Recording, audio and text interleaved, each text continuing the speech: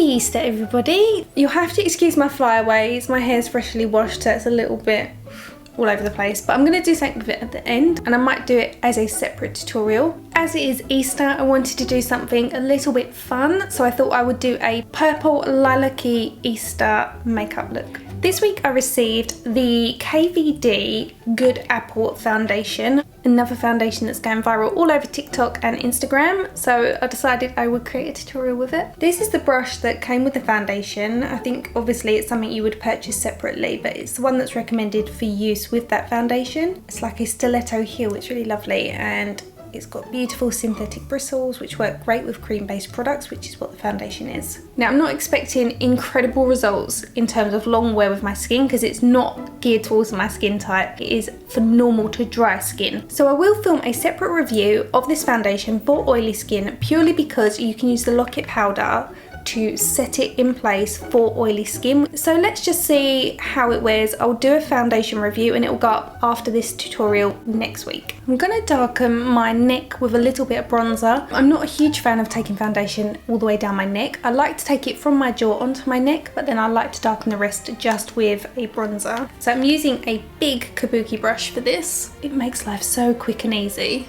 So I can just dust it over in no time at all. Then all I've got to do is just blend the foundation down into that. I'm going to be having my hair down. If you are wearing your hair up, don't forget to go behind your ears. Being as I'm in studio lighting, I am going to use a brush for a fuller coverage. But obviously if it was a daytime look, I would probably use the sponge just for a lighter finish. A little bit of information.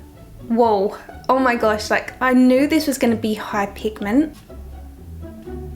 Wow, that is insane. So, as I said, there are 40 shades available in this foundation. It is extremely lightweight. So you might be wondering, how can it be full coverage when it's so lightweight? The pigment itself is a lot higher than, say, a standard liquid foundation. Cream foundations do tend to have higher pigment in them, but often I find cream foundations to be quite heavy on the skin, and this is so lightweight. The shade I'm using is medium 027. I'm not going to set my skin just yet. I'm going to get on with my makeup and then I'm going to come back, and if I need to touch up the skin I will. So in order to make the pastel look that much more vibrant on top of the skin, I'm going in with this white pomade by KVD, which is going to white out the skin. So we've got a really clean bright base to apply that pastel colour to, so the lilac will look more lilac on the white base than it will do if we apply it just to the skin. Now, much like the MAC paint pots, this is going to prime the eyelid. It's going to prevent any creasing and prevent your eyeshadow from moving, and this really did not move until I took it off 8 hours later. The only thing I find with paint pots, and similarly to these, is that they can be quite drying on the skin, so if you have quite dry flaky skin, these probably won't be your best friend. I've just started back on the tretinoin and hydroquinone because I've got pigmentation coming up around the eye socket. So had I filmed this 3 days later, it would have been an absolute nightmare. These are quite drying products, so they don't sit well if you have dry skin. So now, taking that on the top lid and my lower lid, I'm going to go in with the Sweed Lashes Bright Pencil, which is a really nice pinky tone to neutralise redness in the waterline, and it also brightens the eye. So yes, at this stage you will look a little bit freaky, but it's all in preparation for that pastel look. So next we're going in with the Huda Beauty Matte and Metal Melted Eyeshadows, and we're taking the matte shade, and this colour is called French Lace, which is a beautiful pastel lilac.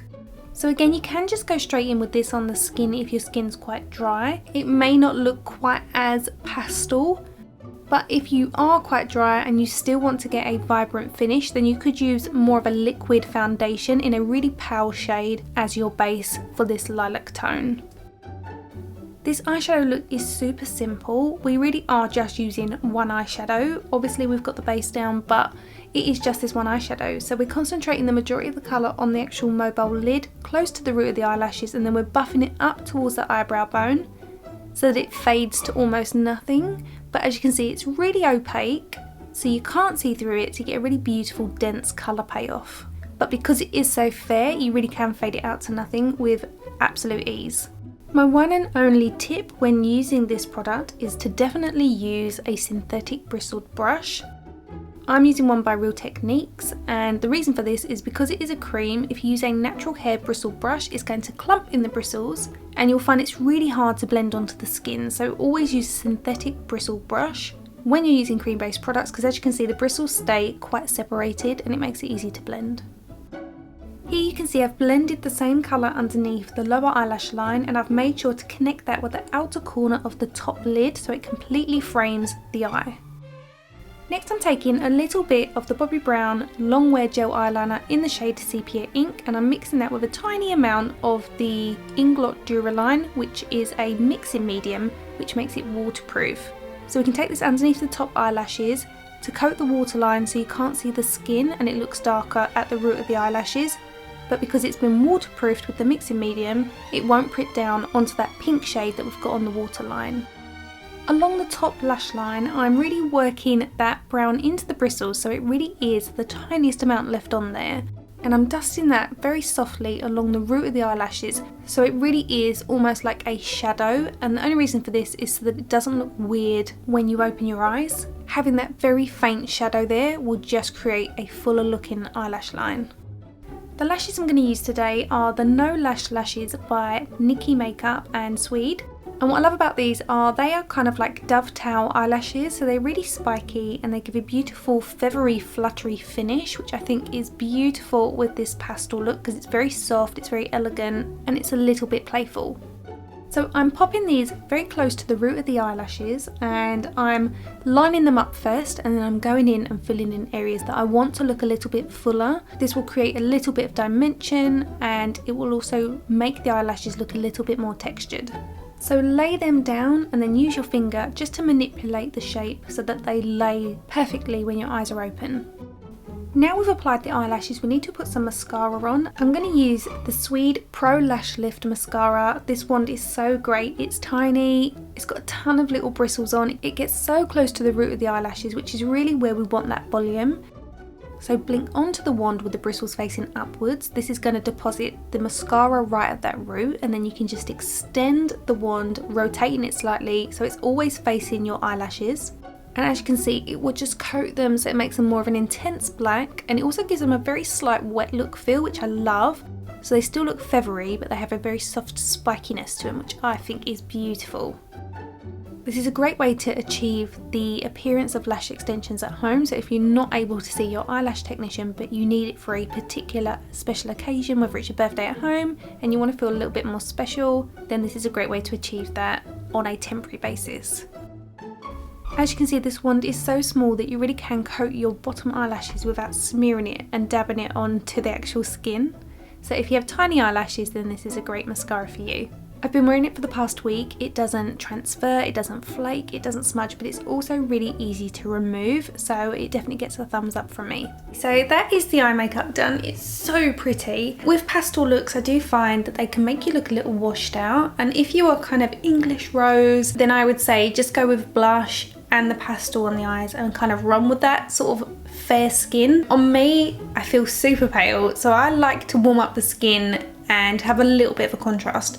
So that's what I'm going to do. I'm going to stick with the Too Faced bronzer because then I feel like this entire look will be cruelty free and vegan friendly. I'm going to use my Zoeva Luxe powder finish brush and I'm going to use the Too Faced well loved chocolate Soleil bronzer. So this is going on the high points of the face where the sun would naturally hit. We want it to be really soft looking, so we don't want it to be too sculpted as such, but we do want to warm up the skin, so you want it on quite large panels of the face, so don't be shy with it. Maybe I should set the foundation first. I'm going to go in with the KVD finishing powder.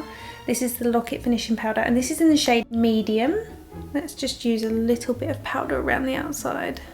Okay, I'm going to use this as the bronzer instead because it is warmer, so it will work to set the foundation and also as a bronzer, and then through the centre of the face I will use a setting powder rather than the Lock It powder because I don't have one in the light shade for the centre. Now again, you can be quite generous with the bronzer because the pastel colours really do wash the skin out, so we want to warm it up and make the pastel more of a focal point rather than the skin looking super pale.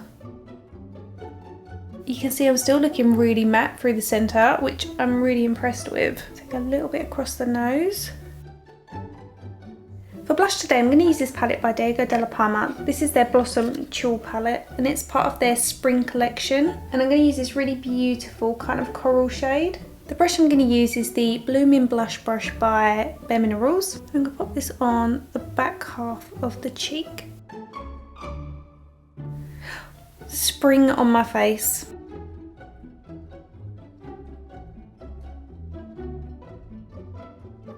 See if that's not the perfect Easter look. It feels kind of like an editorial look, which I quite like. Pop a little bit above my brow bone.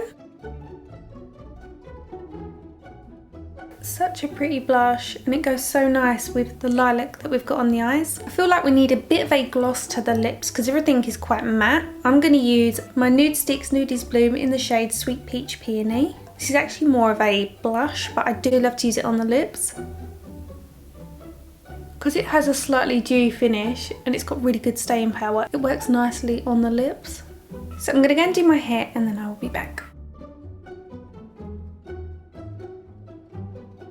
So that completes today's makeup tutorial. I hope you've enjoyed it. I filmed this hair look, which will be up on my channel in maybe a couple of weeks. So keep an eye out for that. All the products I've used in today's makeup look will be in the description bar below. Don't forget to come follow me outside of YouTube over on my social handles, which will be on screen for you now. And I will see you in the week. Bye.